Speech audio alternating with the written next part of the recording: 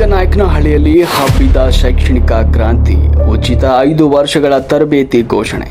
ಗ್ರಾಮೀಣ ಭಾಗದ ಬಡ ವಿದ್ಯಾರ್ಥಿಗಳ ಪಾಲಿಗೆ ಚಿಕ್ಕನಾಯಕನಹಳ್ಳಿ ಶೈಕ್ಷಣಿಕವಾಗಿ ಕಾಶಿಯಾಗಿ ಬದಲಾಗಿದೆ. ಅಂಬೇಡ್ಕರ್ ಅವರ ಜಯಂತಿಯ ಪ್ರಯುಕ್ತ ಇಲ್ಲಿ ಹಮ್ಮಿಕೊಳ್ಳಲಾಗಿದ್ದ 2 ದಿನಗಳ ಉಚಿತ ವಸತಿ ಸಹಿತ ಸ್ಪರ್ಧಾತ್ಮಕ ಪರೀಕ್ಷೆಗಳ ಕಾರ್ಯಾಗಾರ ಅಭೂತಪೂರ್ವ ಯಶಸ್ಸು ಕಂಡಿದ್ದು, ನೂರಾರು ಗ್ರಾಮೀಣ ಯುವ ಜನರು ಭವಿಷ್ಯದ ಕನಸುಗಳಿಗೆ ಹೊಸ ರೆಕ್ಕೆ ಕಟ್ಟಿಕೊಂಡಿದ್ದಾರೆ. ಅಂಬೇಡ್ಕರ್ ಶಿಕ್ಷಣ ಮಾರ್ಗದರ್ಶಿ ಮತ್ತು ತರಬೇತಿ ಕೇಂದ್ರ, ಮಾತಂಗ ಮುನಿ ಪರಿವಾರ ಸೇವಾ ಟ್ರಸ್ಟ್ ಹಾಗೂ ಪ್ರಗತಿಪರ ಸಂಘಟನೆಗಳ ನೇತೃತ್ವದಲ್ಲಿ ಈ ಮಹತ್ವದ ಶಿಬಿರ ಯಶಸ್ವಿಯಾಗಿದೆ. ಬೆಂಗಳೂರಿಗೆ ಹೋಗಬೇಕಾಗಿಲ್ಲ, ತಾಲೂಕಿನಲ್ಲೇ ಸಿಗಲಿದೆ 5 ವರ್ಷ ಉಚಿತ ಕೋಚಿಂಗ್ ಕಾರ್ಯಕ್ರಮದ ಆಯೋಜಕರಾದ ಗುರುಮೂರ್ತಿ ಹಾಗೂ ಮಧುಸೂದನ್ ಎಸ್ ತಿಮ್ಮನಹಳ್ಳಿ ತಂಡ ಗ್ರಾಮೀಣ ಯುವಕರಿಗೆ ಬಂಪರ್ ಕೊಡುಗೆಯನ್ನು ಘೋಷಿಸಿದೆ. ಬಡ ವಿದ್ಯಾರ್ಥಿಗಳು IAS, KAS, FDA ಪರೀಕ್ಷೆಗಳಿಗೆ ತರಬೇತಿಗಳಿಗಾಗಿ ಬೆಂಗಳೂರಿನಂತಹ ಮಹಾನಗರಗಳಿಗೆ ಅಲೆಯುವುದನ್ನು ತಪ್ಪಿಸಲು ಮುಂದಿನ 5 ವರ್ಷಗಳ ಕಾಲ ಚಿಕ್ಕನಾಯಕನಹಳ್ಳಿಯಲ್ಲಿ ನಿರಂತರ ಉಚಿತ ಸ್ಪರ್ಧಾತ್ಮಕ ಪರೀಕ್ಷೆ ತರಬೇತಿ ಕೇಂದ್ರ ನಡೆಸಲಾಗುವುದು ಅಂತ ಆಯೋಜಕರು ತಿಳಿಸಿದ್ದಾರೆ.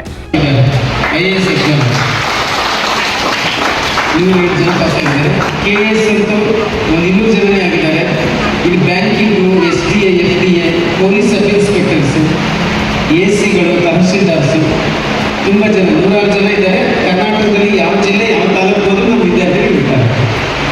ಆಯಿತಾ? ಈಗ ನಿಮ್ಮ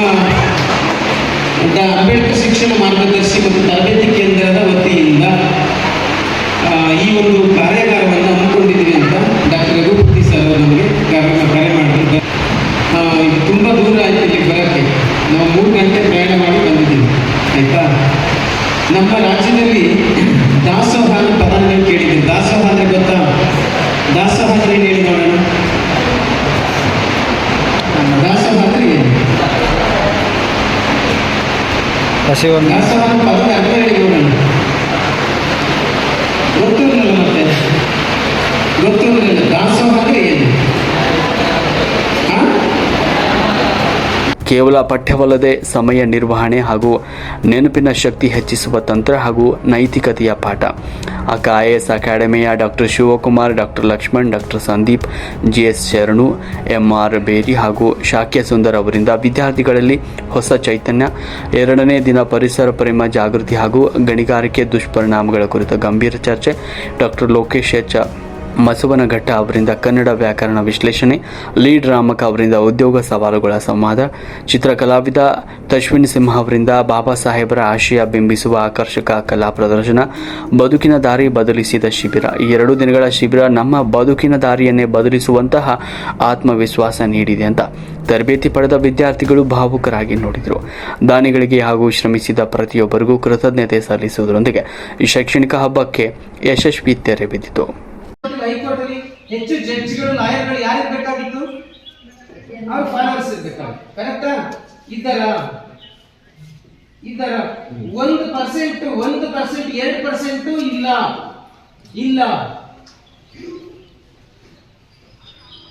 ಅಂದ್ರೆ ಅರ್ಥ ಏನು? ಅಂದ್ರೆ ಇವ್ರಿಗೆ ಅವಕಾಶ ಸಿಕ್ಕಿದಾಗ ಬುದ್ಧಿವಂತಿಕೆ ಮತ್ತು ಸಾಮರ್ಥ್ಯದಲ್ಲಿ ಯಾರಿಗೂ ಕಡಿಮೆ ಇರೋದನ್ನ ಪ್ರೂವ್ ಮಾಡಿ ಅಂತ ಹೇಳಿದ್ರು. ಆದ್ರೆ ನೀವು ಪ್ರೂವ್ ಮಾಡಿಲ್ಲ. ಅದಕ್ಕೆ ಸುಪ್ರೀಂ ಕೋರ್ಟ್, ಹೈಕೋರ್ಟ್ ಅಲ್ಲಿ ನಿಮ್ಮ ರೆಪ್ರೆಸೆಂಟೇಷನ್ ಇಲ್ಲ, ನಿಮ್ಮ ಪ್ರಾತಿನಿಧ್ಯ ಇಲ್ಲ. ನಿಮ್ಮ ಪ್ರಾತಿನಿಧ್ಯ ಇಲ್ಲ ಅಂದ್ರೆ ನಿಮಗೆ ನ್ಯಾಯ ಕೊಡೋರು ಯಾರು ಇಲ್ಲ. ನಿಮ್ಗೆ ಯಾರು ನ್ಯಾಯ ಕೊಡ್ತಾರೆ? ಯಾರು ಕೊಡ್ತಾರೆ? ನೀವು ಕೂಗ್ಬಾರ ಅಷ್ಟೇ, ಧಿಕ್ಕಾರ. ಯಾರು ಕೊಡ್ತಾರೆ? ಇದು ಬಾಬಾ ಸಾಹೇಬ್ ಹೇಳಿರೋ ಮಾತು. ನಿಮಗೆ ಅವಕಾಶ ಸಿಕ್ಕಿದಾಗ ಬುದ್ಧಿವಂತಿಕೆ ಮತ್ತು ಸಾಮರ್ಥ್ಯದಲ್ಲಿ ಯಾರಿಗೂ ಕಡಿಮೆ ಇಲ್ಲ ಅಂತ ತೋರಿಸಿ. 2ನೇದು ಏನ್ ಹೇಳ್ತಾರೆ ಅವರು? ಸೊ ನೀವು ಗಳಿಸುವಂತ ವಿದ್ಯೆ, ನೀವು ಗಳಿಸುವಂತ ಪದವಿ, ಇದು ನಿಮ್ಮೊಬ್ಬರ ಸುಖ ಸಂತೋಷಕ್ಕಾಗಿ ಅಲ್ಲ. ನಿಮ್ಮ ಈ ನತದೃಷ್ಟ ಸಮಾಜ ಇದೆಯಲ್ಲ, ಈ ನತದೃಷ್ಟ ಸಮಾಜ, ಆ ಸಮಾಜವನ್ನ ಶಕ್ತಿಯುತಗೊಳಿಸ್ಲಿಕ್ಕೆ ಮತ್ತು ಅದರ ವಿಮೋಚನೆಗೊಳಿಸ್ಲಿಕ್ಕೆ, ಅದರ ಸುಖ ಸಂತೋಷಗೊಳಿಸ್ಲಿಕ್ಕೆ ಅದು ಬಳಕೆ ಆಗ್ಬೇಕು ಅಂತ ಹೇಳ್ತಾರೆ ಬಾಬಾ ಸಾಹೇಬ್. ಅದಕ್ಕೆ ನಿಮ್ಮ ನಾಲೆಡ್ಜ್ ಬಳಕೆ ಆಗ್ಬೇಕು. ಅದನ್ನು ನೆನಪಿಟ್ಕೊಳ್ಳಿ, ಯಾವಾಗಲೂ ನೆನಪಿಟ್ಕೊಳ್ಳಿ. ನಿಮ್ಗೆ ಚಾನ್ಸ್ ಸಿಕ್ಕಿದೆ, ಪ್ರೂವ್ ಮಾಡಿ. ಹಾಸ್ಟೆಲ್ ಇದ್ದೀರಾ, ಕಾಲೇಜಲ್ಲಿ ಇದ್ದೀರಾ, ಇಲ್ಲಿವರೆಗೆ ಬಂದಿದ್ದೀರಾ, ಪ್ರೂವ್ ಮಾಡಿ. ಹಂಗೆ ಮಾಡಲಿಲ್ಲ ಅಂದ್ರೆ ನಿಮ್ಮ ಡ್ಯೂಟಿ ನೀವು ನ್ಯಾಯ ಮಾಡಲಿಲ್ಲ ಅಂತಂದ್ರೆ, ನಿಮ್ಮ ಡ್ಯೂಟಿ ನೀವು ನ್ಯಾಯ ಮಾಡಲಿಲ್ಲ ಅಂದ್ರೆ ಅದರ ಫಲನ ನೀವು ಹೊಂದಬೇಕಾಗುತ್ತೆ. ನೆನಪಿಗೆ ಇನ್ನು 40-50 ವರ್ಷ ನೀವು ಅದರ ಫಲನ ಅನುಭವಿಸ್ಬೇಕಾಗುತ್ತೆ. ಗೊತ್ತಾಯ್ತಾ? ಮಾಡ್ತೀರಾ? ಅಷ್ಟು ಮಾಡಿದ್ರೆ ಸಾರ್ಥಕ. ನೋಡಿ, ಈ ಒಂದು ಶಿಬಿರವನ್ನ ನಮ್ಮ ಡಾಕ್ಟರ್ ರಘುಪತಿ ಸರ್ ಮತ್ತವೆಲ್ಲ ಅದ್ರ ಬಗ್ಗೆ ಮಾಡಿದ್ದಾರೆ. ನಿಮ್ಗೆ ಗೊತ್ತಿಲ್ಲ, ಇದೆಲ್ಲ ಪುಣ್ಯದ ಕೆಲಸ. ಇದು ಪುಣ್ಯದ ಕೆಲಸ ನಿಮ್ಗೆ ಗೊತ್ತಿಲ್ಲ. ಗೈಡ್ ಮಾಡೋದಿದೆಯಲ್ಲ, ಒಬ್ಬ ವ್ಯಕ್ತಿಗೆ ಅರಿವು ಕೊಡೋದಿದೆಯಲ್ಲ, ಅದು ತುಂಬಾ ಪವಿತ್ರವಾದ ಕೆಲಸ. ಇವಾಗ ದುಡ್ಡು ಇಸ್ಕೊಂಡು ಮಾಡ್ತಾ ಇದ್ದಾರೆ ಇದು ನಾವು ಇಲ್ಲ, ಅವರು ಮತ್ತೆ ಅವರೆಲ್ಲ ಗೆಳೆಯರು ಸೇರಿ ತಮ್ಮ ಕೈಯಿಂದ ಹಾಕಿ ಮಾಡ್ತಿರೋದು. ಅದೇ ಇತ್ತು ಬಾಬಾ ಸಾಹೇಬ್ ಮೆಸೇಜ್ ಏನಿತ್ತಂದ್ರೆ, ಯಾರ್ಯಾರು ಎಜುಕೇಟೆಡ್ಸ್ ಇದ್ದಾರೆ ಅವರೆಲ್ಲರೂ ಕೂಡ ಇನ್ನುಳಿದಂತ ಒಂದು ಸಮಾಜಕ್ಕೆ ನಾಲೆಡ್ಜ್ ಕೊಡಬೇಕು, ಅವೇರ್ನೆಸ್ ಮೂಡಿಸಬೇಕು. ಡಿಗ್ರಿ ಓದ್ತಿರೋರ್ನ ಮತ್ತು ಓದಿರೋರ್ನ ನೋಡಿ, ನಾವೆಲ್ಲೇ ಫೇಲ್ಯೂರ್ ಆಗಿರೋದು. ಒಂದು ಕಾನ್ಸೆಪ್ಟ್ ನಾವು ಅರ್ಥನೆ ಮಾಡ್ಕೊಳಕ್ ಹೋಗಲ್ಲ, ನಮ್ಗೆ ಬೇಕಾಗಲ್ಲ ಅಂತ ನೆಗ್ಲೆಕ್ಟ್ ಮಾಡೋದ್ರಿಂದನೇ ನಾವು ಡಿಗ್ರಿ ಫೇಲ್ಯೂರ್ ಆಗ್ತಾ ಇರೋದು. ಇಲ್ಲಿಂದಾನೆ ನಾವು ಏನಕ್ಕೆ ನಾನು ಹೇಳ್ತಾ ಇದ್ದೀನಿ ಅಂತಂದ್ರೆ, ಒಂದು 2023-24ನೇ ಸಾಲಿಗೆ 4,20,00,000 ಜನ ಎನ್ರೋಲ್ ಆಗಿದ್ದಾರೆ ಡಿಗ್ರಿಗೆ. ಎಂತೆಂಥ ರಿಸೋರ್ಸ್ ಪರ್ಸನ್ಸ್ಗಳು ಬಂದಿದ್ರು, ಎಂಥ ಸಂಪನ್ಮೂಲ ವ್ಯಕ್ತಿಗಳು ಸಾಕಷ್ಟು ಜನ ಬಂದಿದ್ರು. ಅವರೆಲ್ಲ ಎಷ್ಟು ಅವರು ಎಕ್ಸ್ಪೀರಿಯೆನ್ಸ್ನ ಎಲ್ಲ ಹೇಳ್ತಿದ್ರು. ನಾವು ಅವರ ಮಾತನ್ನ ಕೇಳಿ ನಾವು ನೆನ್ನೆ ಎಲ್ಲ ಹೇಳ್ತಾರಲ್ಲ, ನಾವು ಊದ್ಗಡ್ಡಿಯ ಕಿಡಿ ಆಗಬಾರ್ದು, ನಾವು ಕಲ್ಲಿದ್ದ ದಿನ ಕಾವಾಗಬೇಕು. ನಮ್ಮ ಇನ್ಸ್ಪಿರೇಷನ್ ಅಂದರೆ ಕಲ್ಲಿದ್ದಲಿಗೆ ಎಷ್ಟೇ ಶಾಖ ಇದ್ರೂ ಅದು ಉರಿತಾ ಇರುತ್ತೆ, ಆ ಥರ ಇರಬೇಕು. ಆದರೆ ಊದ್ಗಡ್ಡಿ ಕಿಡಿ ಆದರೆ ಅದು ಇವತ್ತಿರುತ್ತೆ, ನಾಳೆ ಹೋಗ್ತಾ ಸಮಯ ಕಳೀತಾ ಅದು ಹಂಗೆ ಕಡಿಮೆ ಆಗುತ್ತೆ. ಆ ಥರ ನಾವು ಆಗಬಾರ್ದು. ನಾವು ಯಾವಾಗಲೂ ನಮ್ಮಲ್ಲಿ ಮೋಟಿವೇಶನ್ ಬರೋದು ಯಾವಾಗ ಅಂದರೆ ಡಿಸಿಪ್ಲಿನ್ ಆಗಿದ್ದಾಗ. ಪ್ರತಿದಿನ ನಮ್ಮ ಕೈಲಿ ಒಂದೇ ಸತಿ ಯಾರು ಹುಟ್ಟಿದಾಗೆ ಎದ್ದೋಡಾಡೋಕ್ಕಾಗಲ್ಲ, ಆದರೆ ದಿನ ಒಂದೊಂದು ಪೇಜ್ ಆಗಲಿ ಸ್ವಲ್ಪ 1000 ಮೈಲಿಗಳ ಪಯಣ ಒಂದು ಹೆಜ್ಜೆಯಿಂದ ಸ್ಟಾರ್ಟ್ ಆಗುತ್ತೆ. ಅದಕ್ಕೆ ಒಂದು ಸಿಂಗಲ್ ಸ್ಟೆಪ್ಪು ನಿಮ್ಮ ಲೈಫ್ನ ಎಲ್ಲೋ ಕರ್ಕೊಂಡು ಹೋಗ್ಬಿಡುತ್ತೆ. ನೀವು ಸಣ್ಣ ಹೆಜ್ಜೆಯಿಂದ ನೀವು ಸ್ಟಾರ್ಟ್ ಮಾಡಬೇಕಾಗುತ್ತೆ. ಮತ್ತು ಈ ಕಾರ್ಯಾಗಾರದಿಂದ ನಾನು ಕಡಿಮೆ ಅಂದ್ಕೊಂಬಂದಿದ್ದೆ, STA ಬರ್ಕೊಟ್ರೆ ಸಾಕು ಅಂದ್ಕೊಂಬಂದಿದ್ದೆ. ಇದಾದಮೇಲೆ KS ಮಾಡೋಣ ಅಂದ್ಕೊಂಬಂದಿದ್ದೆ. ಅದಿಲ್ಲ, IAS ಮಾಡಲೇಬೇಕು, ಏನಾದರೂ ಆಗಲಿ ಅಟ್ಲೀಸ್ಟ್ ನಾವು ಥಿಂಕ್ ಬಿಗ್ ಡ್ರೀಮ್ ಬಿಗ್ ಅಂತ ಇರ್ತೀವಲ್ಲ, ಅವಾಗ ಅದ್ರ ಕೆಳಗಾದರೂ ಒಂದು ಸ್ವಲ್ಪನಾದ್ರೂ ರೀಚ್ ಆಗ್ತೀವಿ. ನನ್ನ ಈ ಕಾರ್ಯಾಗಾರ ಓದುವ ಮನಸ್ಸುಗಳಿಗೆ ಇಷ್ಟೆಲ್ಲ ಸ್ಪಾನ್ಸರ್ಸ್ಗಳಿಗೆಲ್ಲ ಅವ್ರಿಗಂತೂ ಬಿಗ್ ಚಪ್ಪಾಳೆ ಬರಲಿ. ನಮ್ಮ ಅಪ್ಪ ಅಮ್ಮ ಹೇಳ್ತಾ ಇರ್ತಾರೆ, ನಾವಂತೂ ಓದಿಲ್ಲ ಕಣಪ್ಪ, ನೀವಾರ ಓದ್ರಿ ಅಂತ ಹೇಳ್ತಾರೆ. ಏನಂತ ಕೇಳಿದ್ರೆ ಅವ್ರಿಗೆಲ್ಲ ಜೀವನ ಗೊತ್ತು, ಏನು ನಾವು ಓದಲಿಲ್ಲ, ನಮ್ಮ ಮಕ್ಕಳಾರು ಓದಲಿ, ಅವರಾದ್ರೂ ಓದಿ ಅವರು ಜೀವನದಲ್ಲಿ ಮುಂದೆ ಬರಲಿ ಅಂತ. ಆದರೆ ಎಷ್ಟೊಂದು ಥರ ಎಲ್ಲ ಸ್ಪಾನ್ಸರ್ಸ್ ಮಾಡಿದ್ದಾರೆ. ಒಬ್ಬರು ಮುಂದೆ ಬಂದು ಇಷ್ಟೊಳಗೆ ಒಬ್ಬರಾದರೂ ಬರೆದ್ರೆ ಅವ್ರಿಗೆ ಅವರು ಇಷ್ಟೆಲ್ಲ ಡೆಡಿಕೇಶನ್ ಒಂದು ಸಾರ್ಥ ಆಗುತ್ತೆ. ಇಷ್ಟೇನ thank you for this giving opportunity. ನಾನು ಹೇಳೋದು ಒಂದೇ ಮಾತು, ಈ ಸೆಷನಲ್ಲಿ ನೀವು ಅರ್ಥ ಮಾಡ್ಕೊಂಡಿರೋದು ಏನೋ ಗೊತ್ತಿಲ್ಲ, ನಾನು ಅರ್ಥ ಮಾಡ್ಕೊಂಡಿರೋದು ಒಂದೇ ಪದ, struggle is better than life. ಅಂದರೆ ಸಾಯೋಕ್ಕಿಂತ ಏನಾದರೂ ಮಾಡೋದು ದೊಡ್ಡದು, ಏನಾದರೂ ಮಾಡೋದು.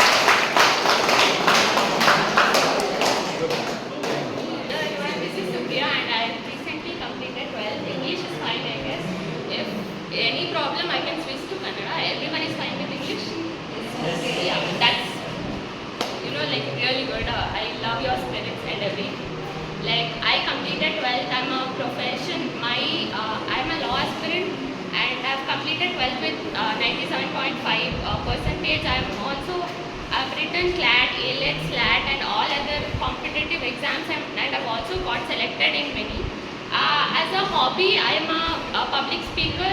I go to many competitions like MUNs, mock parliaments, and I have also been awarded best parliamentarian in our college, which is because of my speaking skills. And like while coming here, I had a thought that okay, this is going to be something big, and like I'll get study tips for IAS, IPS, KS. Rather than tips for my preparation in the journey, what I got to know is success is not luck. Success is ಇರಬೇಕು ಅಂತ ಈ ಒಂದು ಕಾರ್ಯಾಗಾರದಿಂದ ನಾನು ಕಲ್ತಿದ್ದೀನಿ. ಅದ್ರ ಜೊತೆ ನಮ್ಮ ಇನ್ನೊಬ್ಬ ವಿದ್ಯಾರ್ಥಿ ಹೇಳಿದ್ರು, ಏನು ಬಿಗ್ ಡ್ರೀಮ್ ಕಾಣ್ರಿ ಮತ್ತು ಬಿಗ್ ಥಿಂಗ್ಸ್ ಮಾಡಿರಿ ಅಂತವ. ಕೇವಲ ಬಿಗ್ ಥಿಂಗ್ಸು ಅಥವಾ ಬಿಗ್ ಡ್ರೀಮ್ಸ್ ಕಾಣಿದ ತಕ್ಷಣ ಅದು ನಿಜ ಆಗುತ್ತೆ ಅಂತ ಅಂದರೆ ಸುಳ್ಳು. ಅದಕ್ಕೋಸ್ಕರ ಅಂತಂದರೆ ಅಂದರೆ ಫಸ್ಟು ಹಿಂದಿದ್ದ ಜನ್ರೇಷನ್ ಯಾವ ಥರ ಇತ್ತು ಅಂತಂದರೆ ಮುಂದೆ ಗುರಿ ಇದ್ದ, ಹಿಂದೆ ಗುರುವಿದ್ದ, ಮುಂದೆ ಗುರಿ ಇತ್ತು, ಸಾಗುತ್ತಿದೆ ನೋಡು ಧೀರರ ದಂಡು ಅಂತ ಆಗಿನ ಜನ್ರೇಷನ್ಗೆ ಕಂಪೇರ್ ಮಾಡಿ ಹೇಳ್ತಾ ಇದ್ರು. ಆದರೆ ಅಟ್ ಪ್ರೆಸೆಂಟು ಏನಾಗ್ತಾ ಇದೆ ಅಂದರೆ ಇದು ಆಪೋಸಿಟ್ ಆಗಿಬಿಟ್ಟಿದೆ. ಯಾವ ಥರ ಅಂತಂದರೆ ಹಿಂದೆ ಗುರುವಿಲ್ಲ, ಮುಂದೆ ಗುರಿ ಇಲ್ಲ, ಸಾಗುತ್ತಿದೆ ನೋಡು ಕುರಿಗಳ ದಂಡು ಅಂತ ಆಪೋಸಿಟಾಗಿ ಆಗಿಬಿಟ್ಟಿದೆ. ಸೊ ಅದು ಆಗೋದು ಬೇಡ. ಎಲ್ಲರೂ ಏನು ಇನ್ಸ್ಟಾಗ್ರಾಮು ಅಥವಾ ಈ ವಾಟ್ಸಪ್ಪು ಅಥವಾ ಈ ಫೇಸ್ಬುಕ್ ಕೊಡೋವಂಥ ಟೈಮ್ನ ಕ್ಲೀನಾಗಿ ಹೋಗ್ಬಿಟ್ಟು ಯುಟಿಲೈಸ್ ಮಾಡ್ಕೊಂಡ್ಬಿಟ್ಟು ನೀವು ಕೂಡ ಮುಂದೆ ಈ ಥರ ಏನು ಒಬ್ಬ ಒಳ್ಳೆ ಅಧಿಕಾರಿಯಾಗಿ, ಒಬ್ಬ ಒಳ್ಳೆ ಟೀಚರ್ ಆಗಿ, ಒಬ್ಬ ಒಳ್ಳೆ ಲಾಯರ್ ಆಗಿ ಈ ಥರ ಅಧಿಕಾರನ ಪಡ್ಕೊಂಡು ನಿಮ್ಮ ಸುತ್ತಮುತ್ತಲಿರೋರ್ಗೂ ಹೆಲ್ಪ್ ಮಾಡಿ ಅಂತ ಹೇಳೋದು ತುಂಬ ಧನ್ಯವಾದ ಹೇಳ್ತೀನಿ. ಅವರು ಏನು ತಮ್ಮ ಹೆಂಡತಿ ಮಕ್ಕಳಿಗೆಲ್ಲ ಬಿಟ್ಬಿಟ್ಟು ನಮಗೆ ಬಿಟ್ಬಿಟ್ಟು ಅಂದರೆ ಹಂಗಲ್ಲ, ಅಂದರೆ ಅವ್ರಿಗೆ ಕೊಡೋ ಟೈಮ್ನ ವಿದ್ಯಾರ್ಥಿಗಳಿಗೋಸ್ಕರ ಇದು ಮಾಡಿದ್ದಾರೆ. ಸೊ ಅವರೆಲ್ಲರಿಗೂ ಕೂಡ ತುಂಬ ತುಂಬ ಥ್ಯಾಂಕ್ಸ್ ಹೇಳ್ತೀನಿ. Thank you. ಇನ್ನೊಂದು ಸಾಂಗಿದೆ, ಇದು ಕೂಡ ಇತ್ತೀಚೆಗೆ ಅದು ಬರೋದು ಸರ್ ಹೇಳಿದ ಮೇಲೆ ಈ ಗೀತೆಯನ್ನ ಇಲ್ಲ ನಿಮಗೋಸ್ಕರ ಒಂದು ಸಾಂಗನ್ನ ಮಾಡಬೇಕು ಅಂತೇಳಿ ಮಾಡೋದು. ತುಂಬ ಎಲ್ಲಕ್ಕಿಂತ ಡಿಫ್ರೆಂಟ್ ಆಗಿಬಿಡಬೇಕು ಅಂತೇಳಿ ನಾನು ಮಾಡಿದೆ. ಬಹಳೊಂದು ಭರವಸೆ ಕಾಣದೆ ಗಟ್ಟಿತನವೇ ನನ್ನ ಗೆಳತೆ ಅಂತ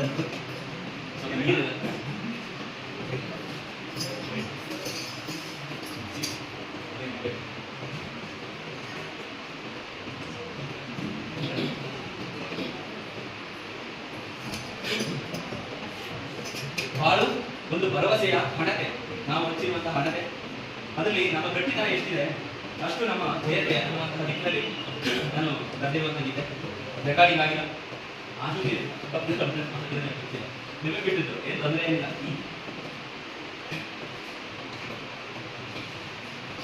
ಬಾಳೊಂದು ಭರವಸೆ ಹಣತೆ, ಗಟ್ಟಿತನವೇ ನಮ್ಮ ಜಯತೆ, ಬಾಳೊಂದು ಸೂಟಿಗೆ ಬೆರಿದೆ, ಬಿಟ್ಟತನವೇ ನಮ್ಮ ಘನತೆ, ಬಾಳೊಂದು ಭರವಸೆ ಹಣತೆ, ಗಟ್ಟಿತನವೇ ನಮ್ಮ ಜಯತೆ, ಬಾಳೊಂದು ಸೂಟಿಗೆ ಬೆರಿದೆ, ಬಿಟ್ಟತನವೇ ನಮ್ಮ ಘನತೆ, ಬಾರಿ ಬಾರಿ ಎತ್ತರ ನಮ್ಮ ಕನಸುಗಳು, ನೀರಿನ ಮುಳ್ಳೆ ದೋಣಿಯಂತಿದೆ ಜೀವನ ಹಗಲಿರುಳು, ನಮ್ಮ ಜೀವನ ಹಗಲಿರುಳು, ಉಗ್ಗದ ಲೆಕ್ಕದೆ ಮುತ್ತುದ ಹಿಗ್ಗುದ ಶಾಶ್ವತ ಗುರಿಗೆ ಸಾಗುತ್ತಿರುತ್ತಿನ ಶಾಶ್ವತ ಗುರಿಗೆ ಸಾಗುತ್ತಿರು, ಹೋರಾಟದಲ್ಲಿ